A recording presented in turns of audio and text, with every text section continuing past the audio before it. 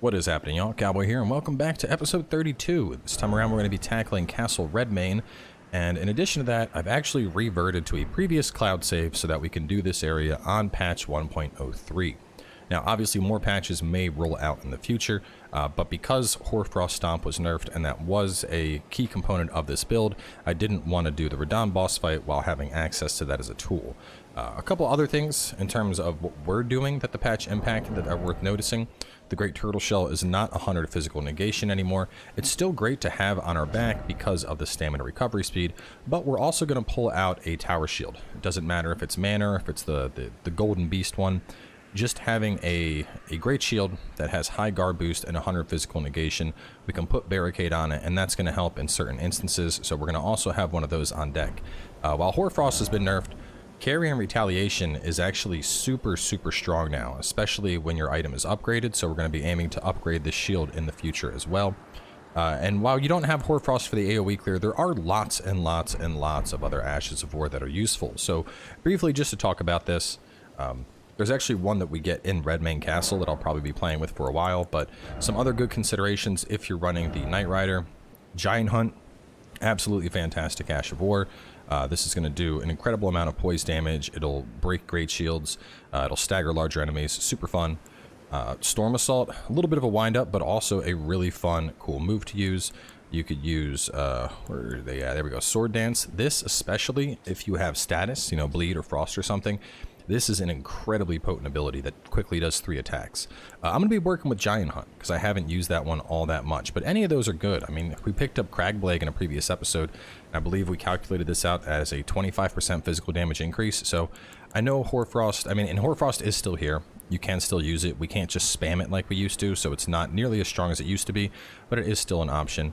Either way, we're going Giant Hunt, and since we don't have Hoarfrost on anymore, we're actually going to be making our thing Cold. Now, as you'll see, Cold gets B scaling and strength.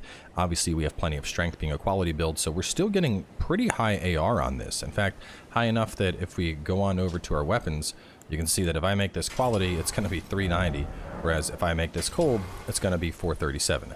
Now, because the attack power is now split between magic and physical on this, I won't be able to put Bloodflame Blade on it anymore, but I will be able to get Frostbite procs, which of course is very nice. And on top of that, Giant Hunt is a solid art in and of itself.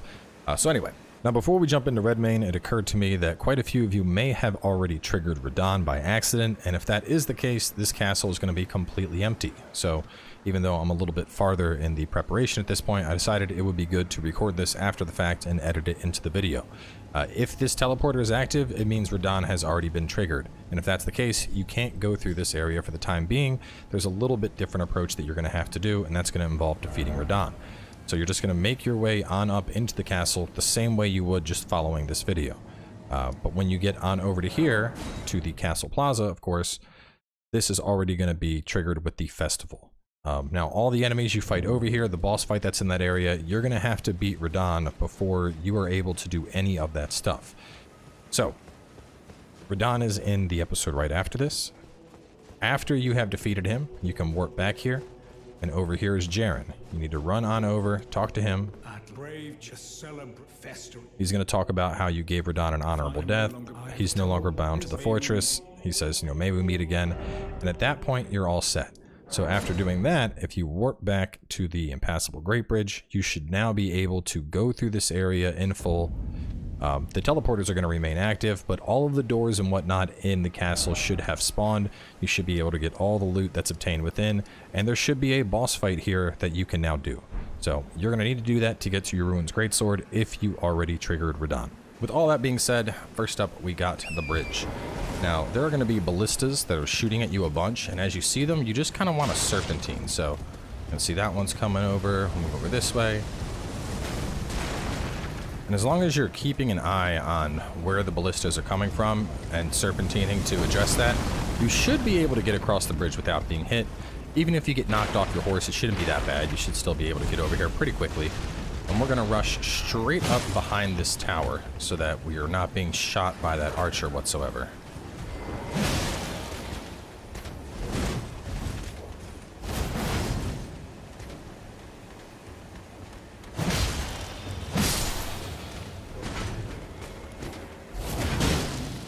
That's Giant Hunt. How nice is that? Just, oh, you have a great shield? I have a massive halberd that's going to poke you from beneath. Another fun fact with this, it's actually really, really effective at roll catching in PvP, but personally, I prefer sword dance in PvP. So, anyway, back at the tower for that smithing 3.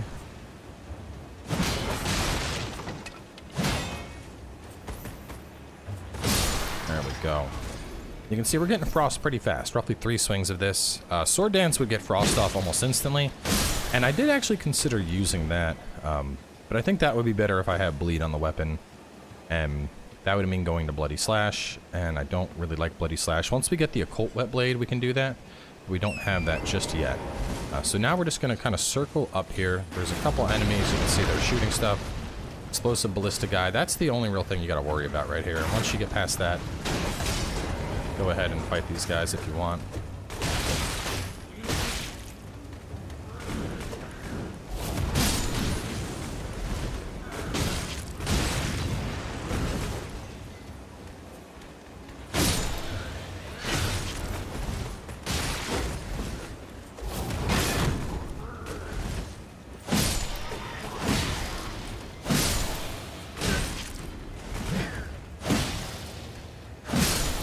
Real quickly, I want to point out the differences between the shields I have, because I have mixed things up a little bit there. So with the Great Turtle Shell, I've gone ahead and removed Barricade from that, and I've put no skill on this. And the benefit of having no skill on a shield means if I hit L2, I'm immediately going to go into that ability instead of doing anything with the shield. So I can have the shield out to block and still do an ability. Of course, the Spiral Horn we still carry in Retaliation, and then as I mentioned, Barricade is now in the Great Shield, which will give that a tremendous amount of guard boost. And that's going to be really useful in a couple instances, especially if we are up against a boss where the boss is going to be doing like a big flurry of attacks and we just want to shut everything down. That will really come in a big way at that point. So we're going to head over here. Giant is going to jump down, excuse me, a troll. You can just run past him, he doesn't matter. Instead, we're going to head on over to this tower right here. Just jump over.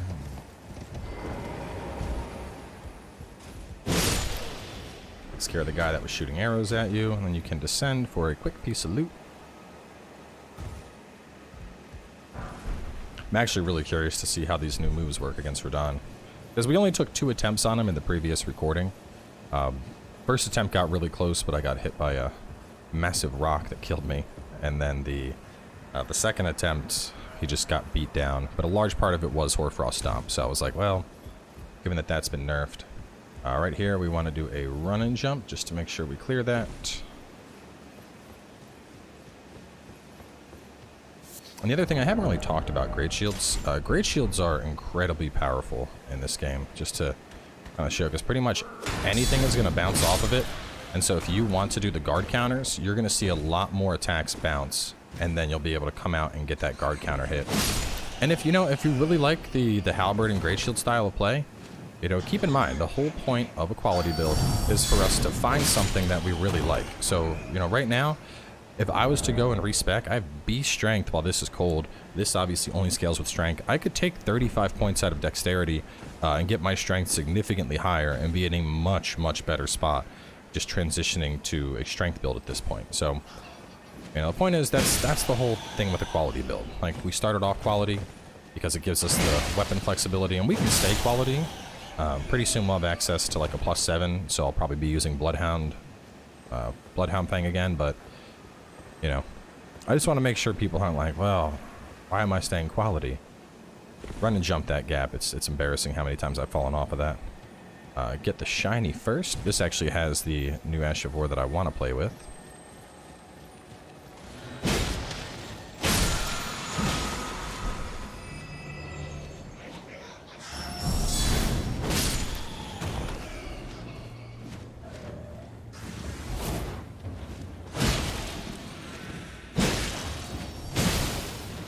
There's the frostbite.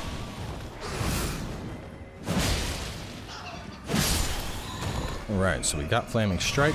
Of course, that one harpy, where did she go? That siren that we killed, she should drop a rune 9. I think we may have just picked it up. It's kind of an autopilot there for a second. Then we get these smoldering butterflies right here. And then we go up the tall ladder.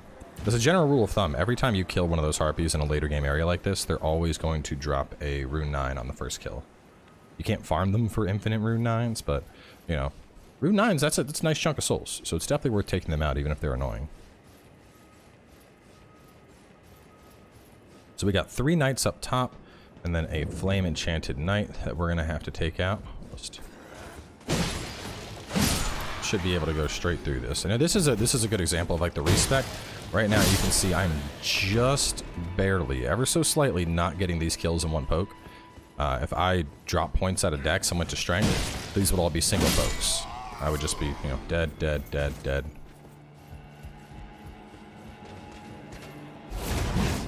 Ooh, bad spacing there.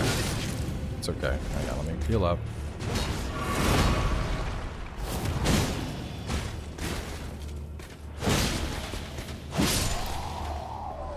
Giant hunt. Okay, so we killed him up the tall ladder. We're gonna go down this ladder for a dog, and then inside for a bunch of weak enemies, as well as a shortcut. Where's the dog at? There it is.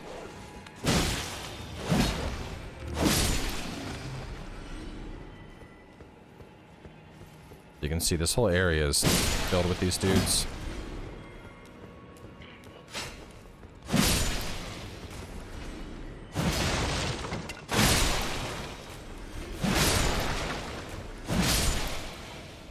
Try to pick up the cookbook.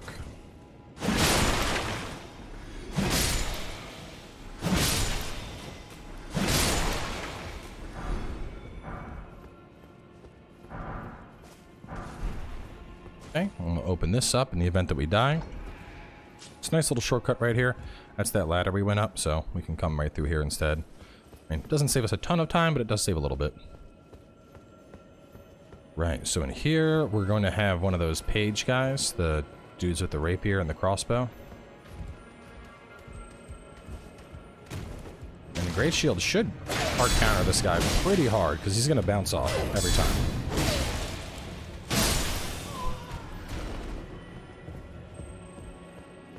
There's a health thing, that's what's making all that noise. But we're going to do is use this doorway to make these beasts a little easier to fight. We're just going to scoot back. They're going to come right on over here. And this should actually be fantastic for Giant Hunt. They'll come into the door. If you're a caster, once they get in front of the door, you can basically just kind of sit here and cast, and you'll be able to take them out. If you're a melee build, you can do that.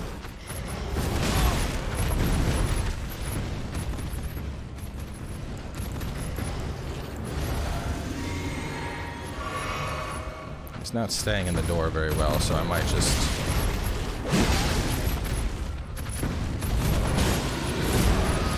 So this is what I did not want.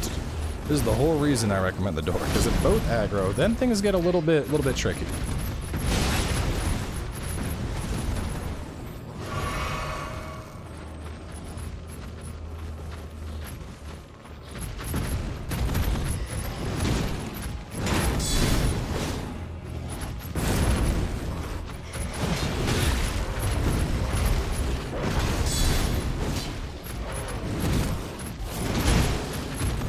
Nice Giant Hunt. Let's get him again. You know, one of the funny thing, this is probably the hardest part of this area. I would say trying to take on both of these beasts is going to be harder than the actual boss that we need to fight.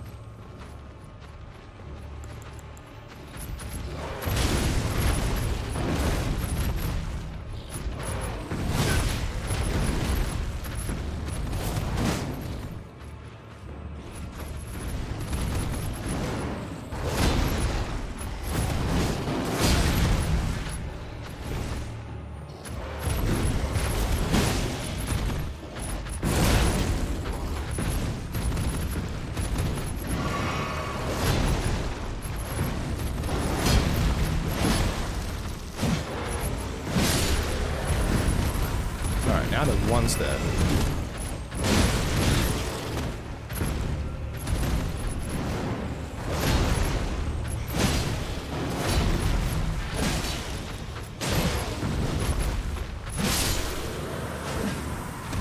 See, one at a time, they're not a problem. It's just with both of them jumping all over you.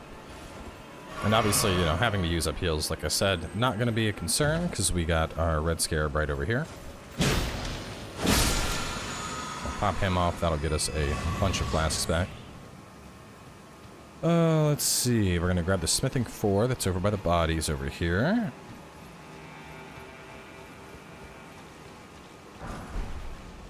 And then we need to, I believe this is the crate room. Crate room, then we go up the scaffolding for room 6. Grab that. Head out this way. And now we're kind of going back to where we came from. You can see we came down that ladder. We're going to just go up here on the scaffolding real fast, just grab something.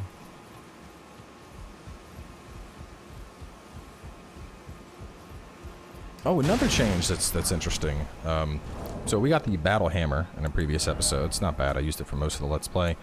Instead of that, though, the battle hammer has been replaced, and you are retroactively given Banished Knight Engvil. So I actually tested this guy. He's not too bad. He's very, very tanky, honestly. I think he's tankier than Lutel is. His damage is pretty solid, so if you're looking for like a upfront kind of melee bro as your summon, he's definitely not a bad choice. He's not going to do insane amounts of damage, but the dude has a very respectable amount of stagger. So next we're going to head this way, just through these barricades.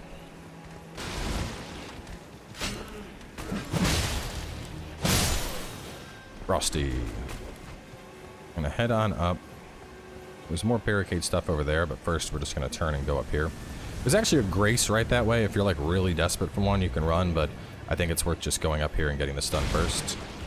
Where did it go? I'm missing my... There it is. Like ladder blind. We're going to go in here. There's a pumpkin head up top, the flamberge, room 3, and then a smithing 5.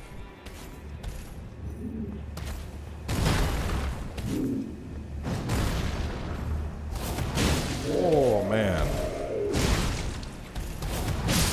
I'll tell you what, I'm definitely liking how hard that hits. That's quite nice.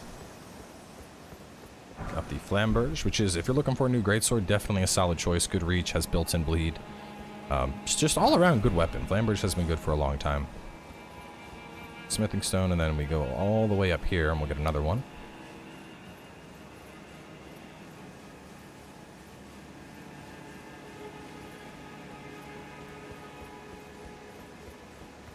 There's our smithing 5. Actually, I think after we're done this area... Yes, I think I'm one smithing 5 short of us upgrading our weapon again before the boss, so I might swing out somewhere to grab one of those. Do not drop down that way. Take the ladder back down. It's a gravity fall. Yeah, we are one short. Which will be good. Might as well get as many upgrades as possible for the boss. And obviously, you know, at this point, many of you are going to be running a plus 10 weapon already from following that. You know, most people probably are, but maybe there's some people that just don't want to use a unique weapon. You know, they want something like this. So that is why I'm still working with it. Ow! Okay, well, we can take the longer route. Just go around like this. And then roll. They're gonna all aggro, but that's fine. It's not a concern. Just run on in here, hit the grace.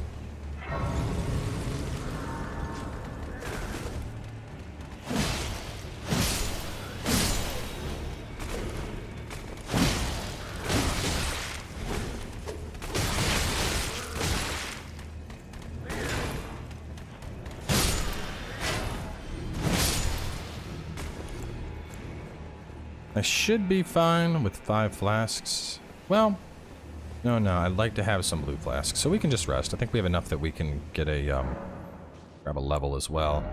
Yeah, so I'm just gonna go strength for the time being, since I'm using cold on this. I'll probably respec in the near future anyway. Yeah, look at that, just that one additional point of strength.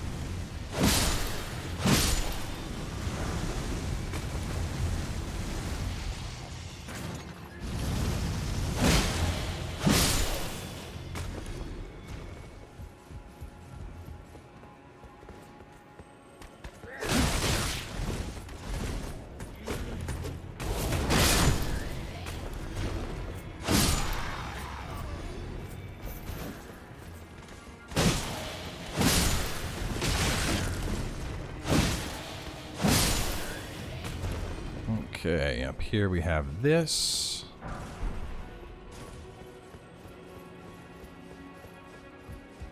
Now there's going to be a Iron Maiden that'll run you down. Honestly, I would just ignore this guy. These things are a pain in the ass to kill to begin with. If you want to fight it, you can be a little cheeky and fight it from the door right here. But we want to come in here, red hot wet blade. That is going to let us enchant our weapon with either fire or flame art. Yeah, this thing can actually hit you through the door too. I would just leave it. I mean, they're not even really worth a ton of runes.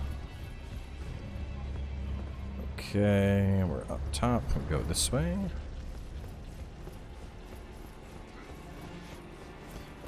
This is actually like a good little bit through the castle. The only thing we get out of this at the end, smithing 6 in the chest once we get to the very end of it. This is what a nice shield boost shield with a 100% physical can do for you.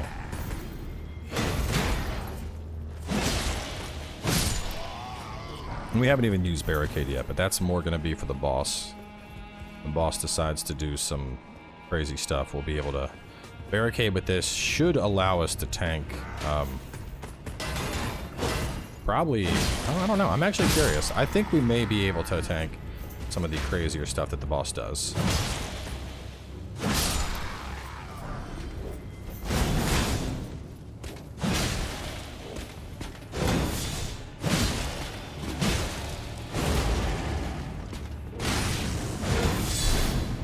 That's using barricade there. Which barricade actually got a nerf. They decreased the duration of it and increased the cost, but you're supposed to use it like that. You know, you pop it at the moment that an enemy is going to attack to force them to bounce. But after we get that 6, we're going to head over here back to the chamber outside the plaza. And now it is time for a double boss battle.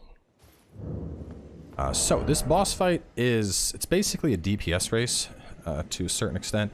I'd suggest having a parry shield, and hopefully you're good at parrying. It's going to help greatly, but we need to fight a misbegotten champion, and then we also need to fight a Crucible Knight. If you can kill the misbegotten before the Crucible Knight spawns, that's going to be ideal. You can parry both of them. I'm not sure on the parry timing on the misbegotten. He's a little too wild for me, but you know, you should be fine to handle this out. Let me, don't want to do the skellies. How much are you? Maybe I can plot the new guy just to show him up. 100. Oh my god. What do I have? I have 84 FP. Let's pull out Stormhawk. I'm pretty sure Stormhawk actually, like, buffs me. Hang on a second. Where'd my skellies go? We're gonna be getting new summons soon anyway. I just need a Stormhawk to be a brief distraction while I kill this guy, and then I can focus on other dude.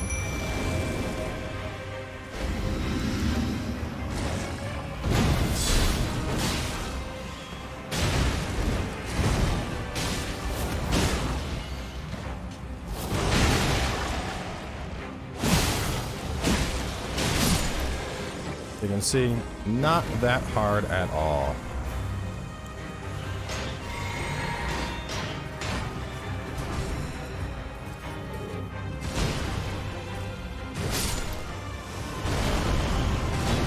Alright, my turn. Let's go. Sit down. I've learned the forbidden technique of parrying these. Ow! I shouldn't talk. Oh man, as soon as I started talking shit, it happens. There we go. That's more like it. Should have brought the parry dagger along.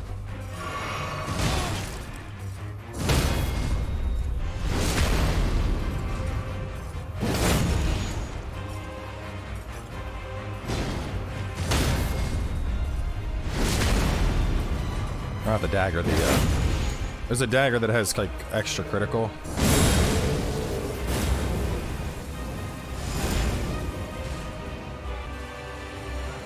Come and get it, come on.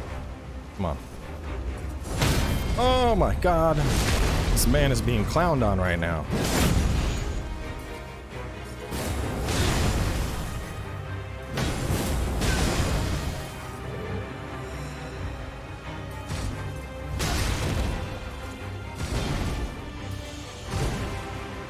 Oh, wow. That almost got me killed.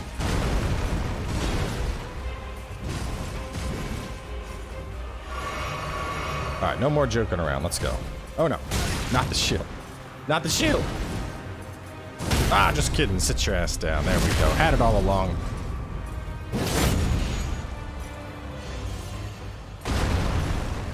Oh, my God, the outplay.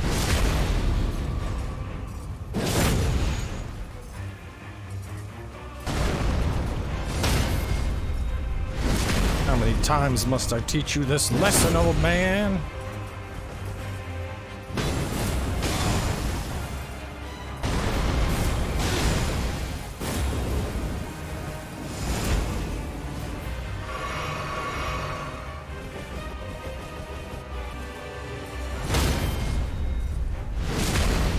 Now, personally, I really like small shields for this. The buckler has better parry frames, but I just can't seem to... I can never... I can't just... I don't know. I'm just not good with the buckler. The more I play, the more I realize I'm just not good with the buckler. Medium shields have similar frames here to the small. Small is a little bit better. But anyway, accomplishing this will get you the Ruin's Greatsword, which not only is one of the legendary armaments, but one of the best strength weapons in the game. Gotta have 16 int for it. But this thing does a massive, massive weapon art that just unleashes devastation. Which actually, if I have the int thing, I don't. Oh no, hang on. I want to show this to y'all. Because my strength gang, I would recommend it. It's pretty good. So very heavy, but check this thing out. Yeah, that's good. That's very good. Like, honestly, I think it's, you know, in terms of all the strength weapons, easily top 5. Super, super strong weapon, and that weapon art is going to be fantastic all around. But so with this done, we can go over this way. You'll notice that this area is all nice and quiet, and that's because we need to trigger the Festival of Redmane, which has not started up yet. So from here, we are going to be talking to Ronnie. You remember I kept y'all away from that, you know, held off and held off and held off. And the main reason I held off is because I wanted to go through this area first in particular. One, because strength builds get access to Ruin's Greatsword, which is just an absolutely fantastic weapon to have, and one that can carry you up to the end of the game. Fun fact, Wave of Destruction, that's physical damage too. So that's going to do a ton of damage, doesn't matter. On top of that, we got the Red Hot Whetstone, we got a couple more upgrade mats, so just a lot of different things that are going to better prepare us for the Redmane battle. But in the next episode, we're going to be talking to Ronnie, going through her quest line. I wouldn't suggest just going off on your own because there's a lot of different NPCs we got to talk to. If you want to kind of wander and try and figure it out, be my guest, but you know, that's not my recommendation. Either way, for now, we're going to wrap up. I'm going to probably go upgrade my stuff, and then the next episode, we'll go talk to Ronnie.